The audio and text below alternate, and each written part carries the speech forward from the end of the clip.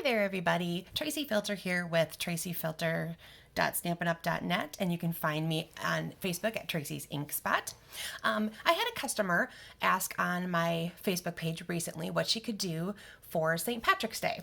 And currently, we don't really have any St. Patrick's Day themed stamps in our catalog collection, but I wanted to show you guys some options of what's out there that you absolutely could use for something either St. Patrick's Day related or good luck or something like that. So the first thing I'm going to show you guys is take anything that you have with a heart shape to it. So I'm using the heart punch that's part of the Hunt Punch pack, so it's the one without the scallops. And you're going to want to punch out 3 of those. I'm using Garden Green cardstock. So I'm going to punch one here, and I already have a few others ready to go. And then I want to show you too, once you have one punched, if you just slide this over just a little bit, you're going to get this kind of loopy J form there. That's going to end up being a piece you're going to want as well. So punch that. It goes flying, but make sure you catch it. Okay, and then what you're going to want to do is you're going to want to lay your hearts end to end to make a shamrock shape. And that little J shape that you just punched, let me get this little scrap out of your way. That little J shape that you punched is what you're going to use for the stem of the clover. So that's going to fit right in there. And then you can put your 3 hearts down on top of it. I also added a few little Gilded Gems. These are in the annual catalog. They're part of the Ornate Garden collection. 3 different sizes. They look like 3-dimensional sequins, and they have a little sticky back on them already. And the little word, the word punch here, or the word stamp that has "Have a Lucky Day," that's going to come from Itty Bitty Greenings, which is an awesome collection of stamps for just about every occasion you could possibly think that you need them for.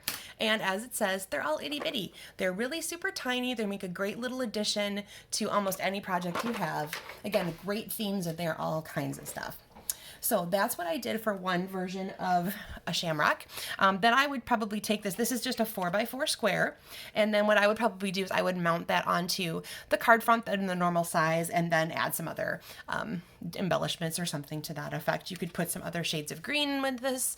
If you have any, let's see, ribbons or anything like that that you would want to add to the card front, that would also be a really great addition. So some other options for you to find heart shapes would be, we have several different heart shapes in dies. One of them is the one that goes along with this stamp set, Lots of Heart. And that is on page 15 of the January to June mini catalog. It does have a matching die set. Let me bring in the catalog page here.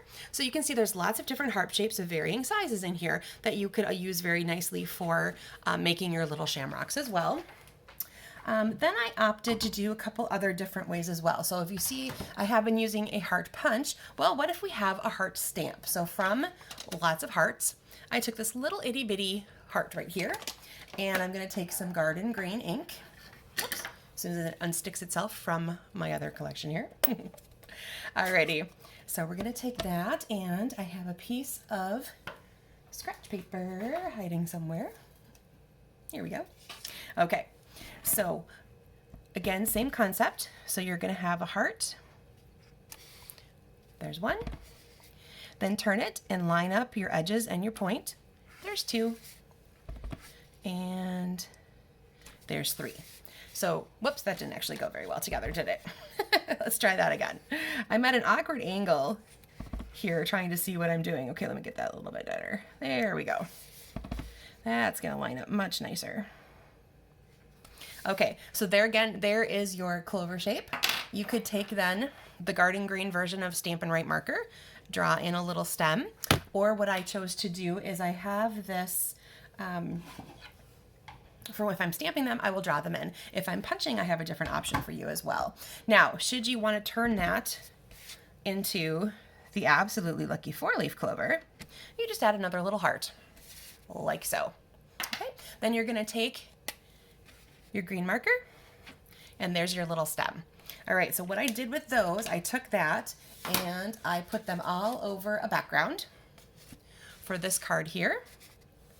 So there's 4-leaf clovers all over the little background, and then I created a 3-dimensional one, and I'm going to go ahead and show you how I did that as well. From the dog punch, there is a very tiny little heart. So I punched out 4 of those, and I assembled them together. The same concept, matching the points and the sides. And then from the apple punch, I took this little part right here that's supposed to be the stem of the apple, and that created the stem, so to speak, of my 4-leaf clover. And then again, I put in one of those Gilded Gems. Have a lucky day, again, from Itty Bitty Greetings. Now I want to show you the trick I did to make that little banner be very much smaller than you normally see it. So that is our classic label punch, which is this one right here. And I stamped it once already, and I'm going to punch it out, but I'm going to have it go, let me just get it lined up where I can see it. Okay, so I'm leaving just a little bit on the right side. Punch that out. Then what you're going to do is you're going to take what's left over and you're going to feed it back through. Now I tend to do this kind of at an angle at first and then tuck it out. So you should see it starting to peek out the other side, and then you're just going to want to line that up and punch again. And then what you have is a little tiny piece of just perfectly matching that little set. So then I took, okay, I thought I already had one punched out here. Let me just grab a different sheet of paper. I'm going to punch one as well out of garden green, like so. Then I'm going to run a little adhesive on the back of this. And again, we're going to do the same concept. I'm going to line it up towards one edge with just a little bit of that green showing. And then we're going to stick it back in the punch, this time with the green side. There you go. Slide that over till it looks like it kind of matches the other one that you've already created, and punch. And now you have a background to offset that white, which is going to make it stand off that the white background really nicely. This particular shape here, that comes from the blended, whoopsie, I had them sitting out here. Beautiful Brushstrokes dies. There we go. They're in the January through June mini catalog as well. You may be wondering where this fun little gold filament might be coming from. Well, actually, that is our metallic edged ribbon. The vanilla shade comes with gold edging. The white comes with silver. And then all I did was take my scissor and I just trimmed off the gold edge. Okay, so I'm going to go just a little bit of it here, just for a sample. All right, so I trimmed off the gold edge, and then there's still a little bit of that ivory ribbon kind of falling through there. So then I just started peeling it apart, and you get rid of the ivory fuzzes, and you're left with just little filaments of gold. Whoop, let me get rid of that little bit as well. Let's stick it to my fingers. There we go. All right, so that is where you get those fun little threads of gold, and then I put them again right behind my shape. I have the gold foil scalloped circle, and I added a few more again of those Gilded Gems, and I just did, this is just a doodling. I took the fine point of my garden green marker and just did a little dot and dash around that edge just to give it a little pop. It was a little too white, too much stark whiteness for me, so I wanted to make sure that it had a little pop to it.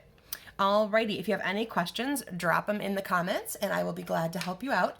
So that is version 1 of some ideas on how to make shamrocks and clovers, which you can use again for St. Patrick's Day or any kind of thing that you might be wishing someone good luck for. If you're going with just the plain Irish type theme, my color palette I recommend would be the garden green, the basic white, and pumpkin pie. I think these guys represent the Irish flag pretty well, and you could take that concept and play off of that for something for St. Patrick's Day as well. I'm going to do some more research on how we can come up with concepts of rainbows and pots of gold, because I think that's about the other type thing and leprechauns that you think of when you think of St. Patrick's Day. So there again, a couple different options using stamps and punches of heart shapes to come up with either clovers, shamrocks or 4-leaf clovers. All right. Thanks for joining me today, everybody. Have a good day.